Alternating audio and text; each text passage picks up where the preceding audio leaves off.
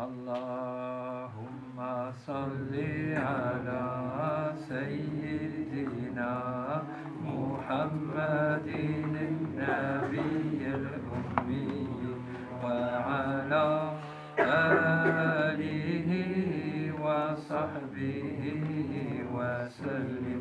اللهم صل على سيدنا محمد النبي الأمي وعلى آله وصحبه وسلم. اللهم صل على سيدنا محمد النبي الأمي وعلى آله وصحبه وسلم. الحمد لله أعوذ بالله من الشيطان الرجيم. بسم الله الرحمن الرحيم. قدمنا الصحبة والخير في الجمعية. مدد يا سيدي يا رسول الله، مدد يا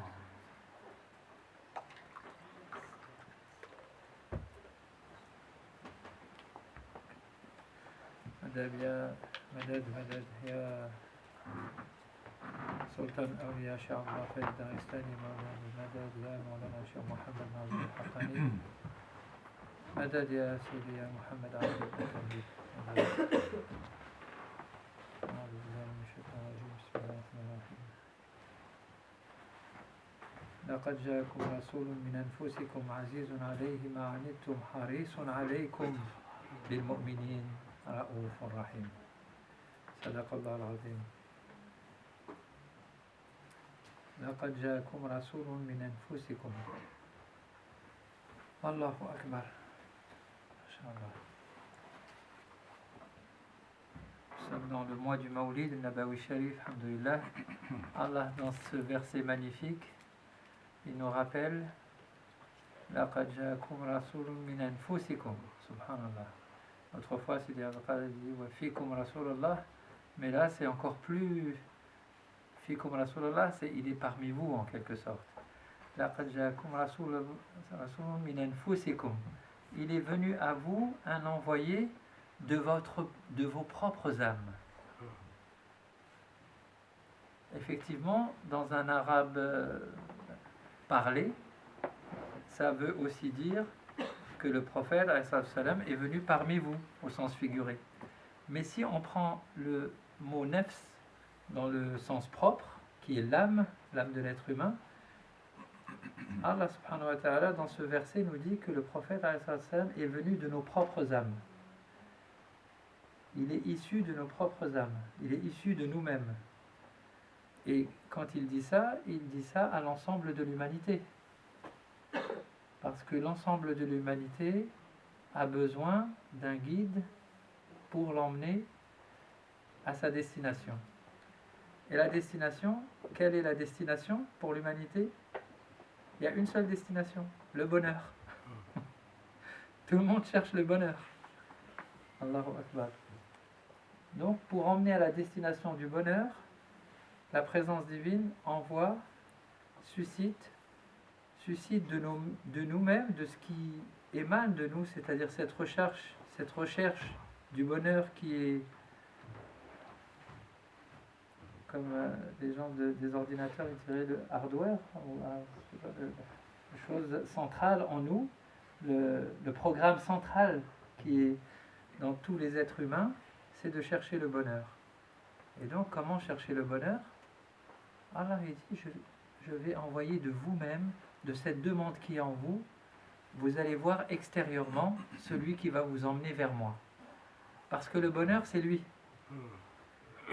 C'est plus que le bonheur, c'est la source du bonheur. C'est la source de la beauté, c'est la source de la paix, c'est la source de toutes les sources. Allah subhanahu wa ta'ala.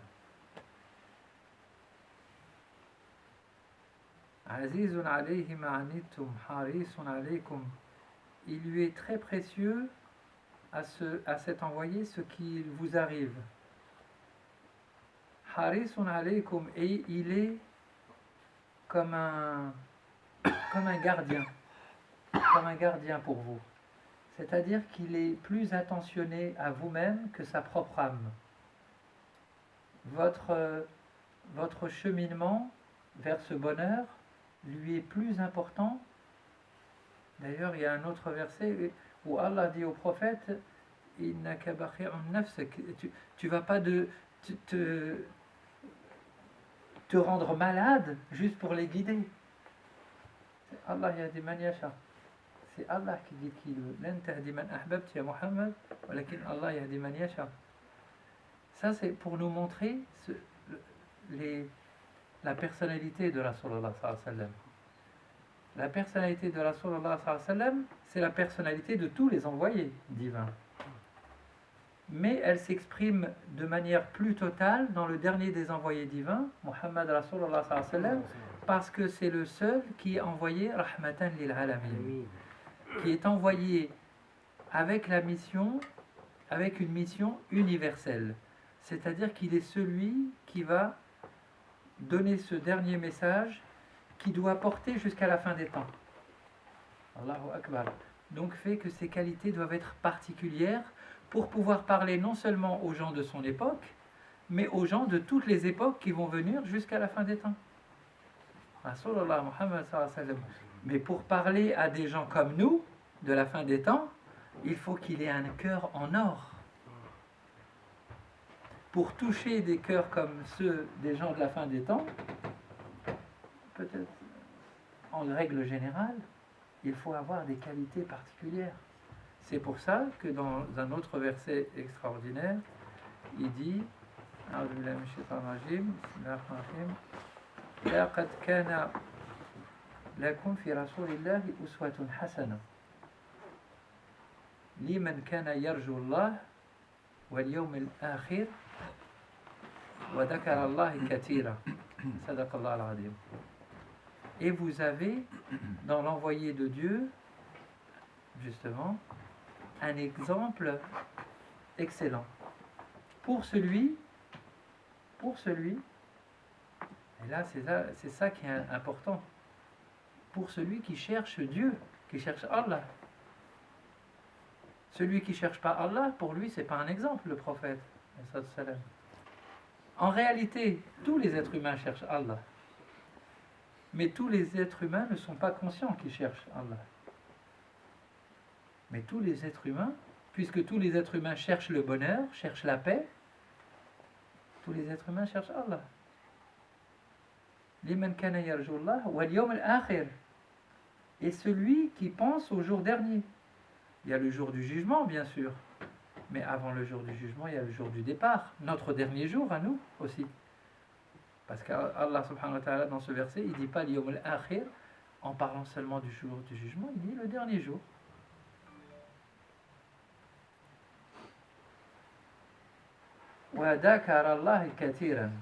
Et celui qui se souvient beaucoup d'Allah, énormément d'Allah. C'est la raison d'être même du dhikr.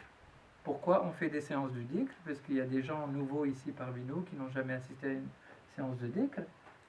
La réponse, elle est dans ce verset. C'est pour ceux qui se remémorent beaucoup d'Allah, souvent d'Allah. Allah subhanahu wa ta'ala, il dit, si vous voulez vous approcher de moi, adkuruni adkurkum. Adkuruni adkurkum. Invoquez-moi et je vous invoquerai. Ça veut dire, je viendrai vers vous, je m'approcherai de vous. لقد جاءكم رسول من أنفسكم عزيز عليه ما عنتم حريص عليكم بالمؤمنين رؤوف رحيم. Et ce prophète, alayhi salatu wassalam, cet envoyé, il a cette particularité d'être pardonneur. Pardonneur. Il lui est arrivé tellement de choses au cours de sa mission, il lui est arrivé tellement d'être rejeté, les gens se moquaient de lui, ça n'a en rien changé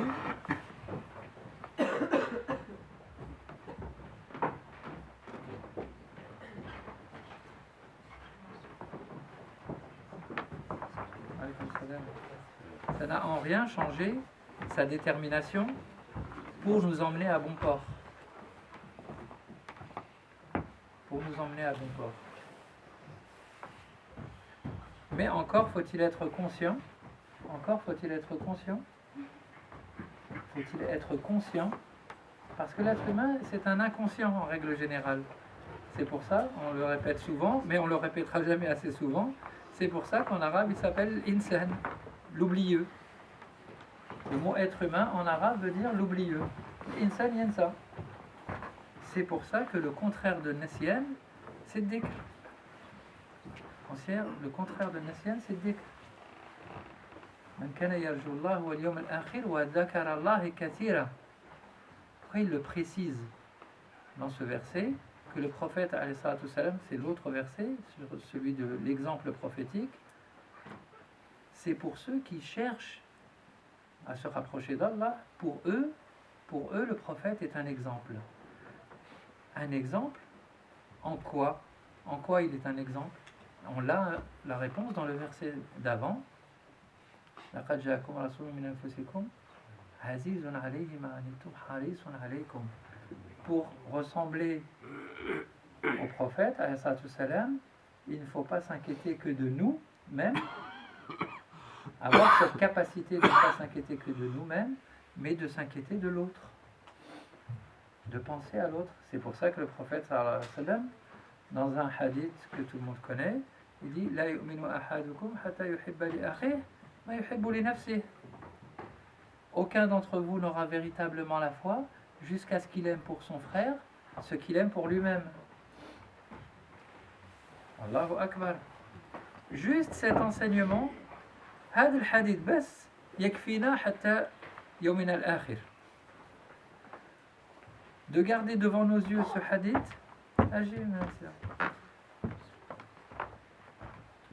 Pour le décor, il faut des beaux turbans.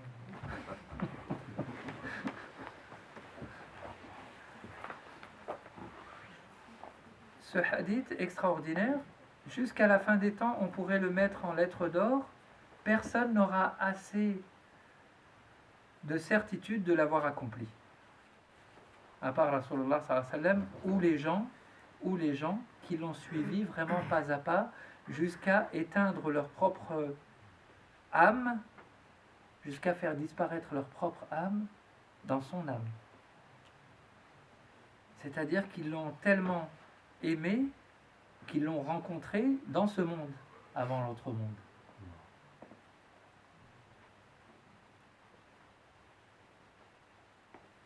Allahu Akbar. Et ces gens-là, c'est qui? C'est le mashayikh, c'est les shaykhs, ceux qu'on appelle awliya Allah salihin. Ala awliya Allah la khawfun alayhim wa la hum yahzanun. Allah dit dans le Saint-Coran. Les gens qui, awliya Allah, c'est les gens qui sont proches d'Allah. Et comment ils sont proches d'Allah? En étant proches de Rasulullah sallallahu alayhi wa sallam dans ses qualités. Pas en lui ressemblant dans ses habits, ou penser lui ressembler dans ses habits, pas en lui ressemblant dans nos barbes ou dans nos autres choses, non. C'est en étant comme lui. En étant comme lui était avec les gens. C'est ça, Rasulullah sallallahu alayhi wa sallam. Sinon, ça serait trop facile. Et d'ailleurs, en français, on le dit bien, l'habit fait pas le moine. Hein? C'est un proverbe qui est tout à fait juste. L'habit ne fait pas le moine. C'est pour ça, d'ailleurs, on voit dans le monde où il y a un clergé, il y a une méfiance du clergé. On le voit dans le monde chrétien, mais on le voit, par exemple, dans le monde chiite aussi. Le monde chiite, il y a un clergé, et justement, parce que dans le clergé, c'est l'habit qui fait le moine. Mais dans l'islam sunnite, l'habit ne fait pas le moine. C'est les qualités que tu as à l'intérieur qui font qu'on va te prendre pour exemple ou pas, selon si tu es toi-même en train de suivre l'exemple de Rasulullah sallallahu alayhi wa sallam. Et c'est pour cela que nous prenons comme exemple ces gens qu'on a eu la chance de rencontrer, comme Maulana Cheikh Nazim et aujourd'hui Cheikh Mohammed Adil, parce qu'on a vu ces qualités en eux. On a vu ces qualités d'humilité, de générosité, de bonté, de pardon, de beauté, de bonté. Masha'Allah, on a vu des gens qui se sont donnés totalement à l'amour de Rasulallah, à l'amour de Rasulallah. Non pas, on ne se donne pas à l'amour du prophète juste parce qu'il faut se donner à l'amour du prophète ou parce que c'est comme ça qu'il faut faire. Non, il faut avoir une bonne raison de le faire. Il faut avoir la chance d'être conscient qu'il est le porte-parole de celui qu'on ne voit pas mais qui est toujours là. De celui qui a créé ce magnifique univers, cette magnifique terre, ces magnifiques pays, ces magnifiques êtres humains, avec toutes leurs différences de couleurs, de langue, de chacun avec sa beauté particulière, chacun avec ses... Masha'Allah, regardez comment l'être humain est tellement magnifique. Dans chaque contrée, on va voir, il a un costume différent. Allah a fait que dans son imaginaire, il va voir la beauté d'une certaine façon. Puis il va parler d'une certaine façon aussi. Chaque être humain avec sa langue particulière. Et ça va plus que ça. C'est que dans chaque pays, il y a encore les régions. Chaque région est encore... Et dans chaque région, tu vas avoir encore chaque village qui est complètement différent. Allahu Akbar. Mais nous sommes dans le monde qui est le contraire de la beauté divine. La beauté divine s'exprime dans la diversité des couleurs, des parfums. Mais Shaitan, la'natullah alayh, il veut enlever toute cette diversité et nous uniformiser, tous. Nous rendre tous un. Tous le même. Tous sans âme, afin que lui puisse mettre son programme à la place du programme divin qui est en nous, qui est le bonheur, et le programme que lui met, c'est pas un programme très agréable. Et d'ailleurs, les gens, ils sont tristes, regardez. Les gens qui n'ont pas Allah, ils sont tristes. You understand the French or nothing? A little bit? They can traduce for you maybe, sometimes. Hey. We say that Allah subhanahu wa ta'ala created human being with different colors and different flavors and different language and different clothes, mashallah, to show his infinity, mashallah. He is a creator of illimited creator, subhanahu wa ta'ala. But Shaitan, il est limité, Shaitan. C'est pour ça qu'il fait juste un habit pour tout le monde, juste des numéros pour tout le monde. Il n'est même pas capable de donner des noms, cher.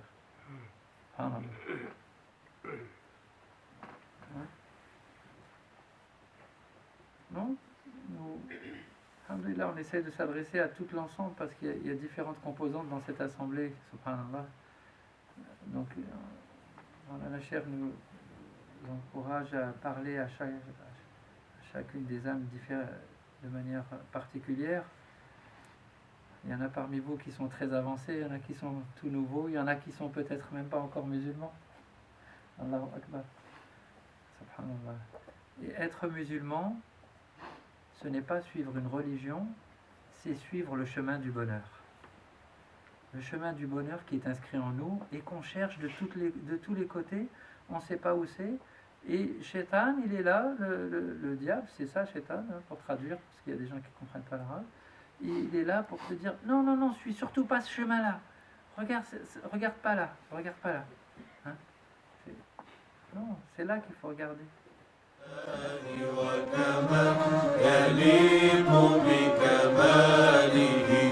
اللهم صل وسلم وبارك